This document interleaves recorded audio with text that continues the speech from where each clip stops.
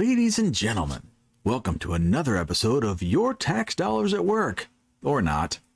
Today's disaster comes courtesy of the Biden-Harris regime, the EPA's Clean School Bus Program, because what could go wrong with government spending $38 million on electric school buses? Well, turns out, lots. My name is Sirius, this is Unfluenced, let's get this started. 6 school districts in the state of Maine got these fancy new EV school buses. And guess what? They don't work when it gets cold. It gets really cold in Maine in January. They're breaking down faster than a college freshman in their first economics class. And the company that made them, Lion Electric, is now circling the bankruptcy drain. Shocking, right? Who could have seen this coming? Oh, of course, it's literally anyone with a brain. Good morning. Electric buses have been on the nation's roads since 2012, but that effort really got a jump start 3 years ago with a new electric school bus rebate program through the EPA, which committed up to $3 billion for this project nationwide. One provider is Lion Electric out of Quebec, whose buses hit a bumpy road here in Maine almost from the word go. And I lost steering and braking, and I literally had to strong arm steer and strong arm foot myself into a snowbank to prevent blasting through an intersection. It was a year ago when Winthrop Schools pulled its Lion Electric buses off the road just months after they went into use. And in Yarmouth, that district has 2 Lion Electric buses they barely used due to electrical problems and error messages. We're not able to run them until those messages are cleared. Like more than 24 districts across Maine, Winthrop and Yarmouth got the electric buses through a federal grant program. As of October, the EPA reported spending about $1 billion to help put about 5,000 electric school buses on the nation's roads. Lion Electric out of Quebec says it has about a third of that market. But now that company is in big trouble, laying off more than half of its workers. In a statement to us this week, the company says it's not going bankrupt and is trying to help districts here in Maine, telling us some school districts have filed service requests and they're providing training and guidance. But Lion's problems have some districts here in Maine scrambling, with taxpayers out tens of thousands of dollars so far.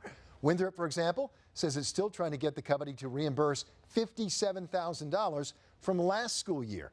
Yarmouth is facing a similar problem. We're trying to work with Lion to have those buses replaced or to receive compensation for those buses, but really not making much progress at this point in time. Now, many districts around Maine and the nation, especially those that aren't using Lion Electric buses, report their buses are working as intended. But this all comes, of course, with the future of the federal Clean Bus program very much in doubt under the new Trump administration. And that could leave districts that have already invested in things like charging infrastructure in limbo and possibly out even more money.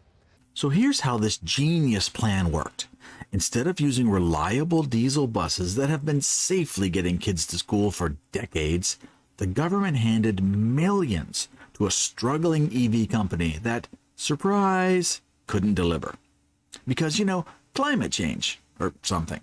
It's the same climate change that's been, quote, ending the world in 12 years, since, the 80s? But hey, if you dared to question the wisdom of this, you're labeled a science denier or a threat to the planet.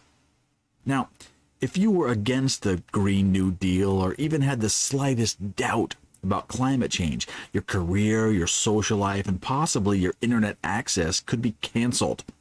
It's 2025, and you better believe we're still following the trust the experts rule, especially when those experts can't even keep a fleet of buses running for a full school year. Let's talk about these magical EV buses, shall we? The ones that were supposed to revolutionize school transportation, the ones that were supposed to be clean, green, and the future. Turns out they can't even make it through a standard school day without dying in the middle of the route. Imagine a kid. Imagine being a kid on one of these things. You're halfway home and suddenly the bus just stops. Hope you like long walks, in the snow, uphill. Charging these buses is a real problem. See, they don't charge at all when the batteries are too cold. So there's a program to keep the batteries warm. But that process uses energy. the same energy that's in the batteries.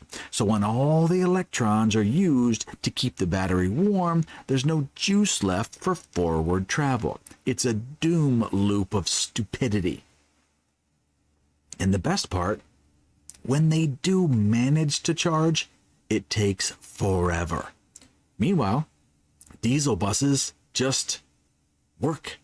They show up, they run, and they don't leave a bunch of kids stranded on the side of the road wondering if their parents will have to come get them on horseback. But no, we needed to get rid of evil fossil fuels and replace them with taxpayer-funded, battery-powered paperweights because, once again, climate crisis. Now, some people might be asking, how did we get here? How did we end up in a world where we are wasting millions and millions on buses that can't even bus? It's simple. It's not about the environment. It's about money. It's always been about money.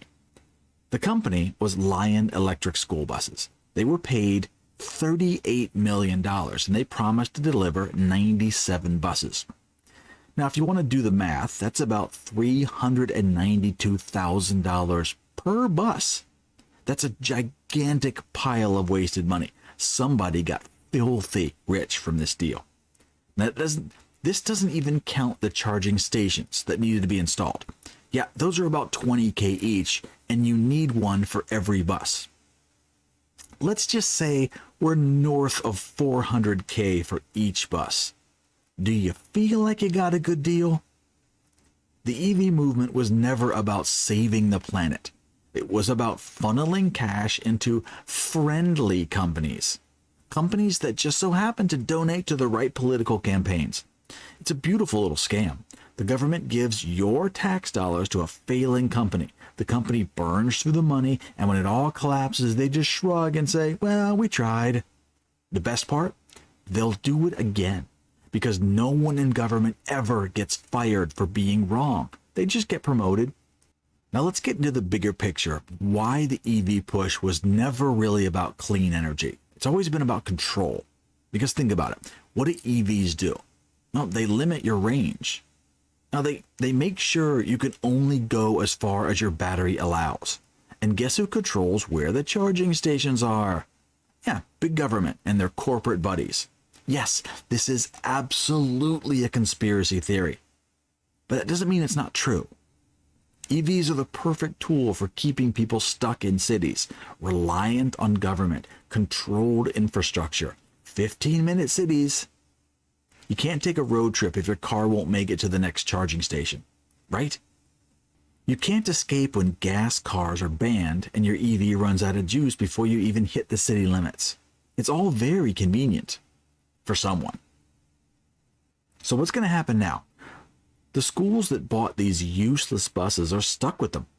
The company that made them is going bankrupt. And the taxpayers? Yeah, we're just out $38 million. No big deal, right? What's hilarious is these people still act like EVs are the future, even when the present is proving them wrong in real time. But don't worry, I'm sure the next round of green spending will totally work this time. Any minute now, just keep believing. The real question is, when does this stop? How much more money do we have to burn before people realize this isn't about the planet? It's about control, power, and profit, and greed. The answer, it stops when people finally wake up and just say, enough, I'm not doing it anymore. Because at some point, even the most die-hard climate activists, they'll have to admit, if your clean energy solution can't even get a group of kids home from school, maybe, just maybe, you don't actually know what you're doing. But hey, what do I know? I'm just a guy who thinks school buses should actually, drive. All right, that's enough about this one. I got a couple more stories coming for you later, so check back in soon, and I will see you in a little while.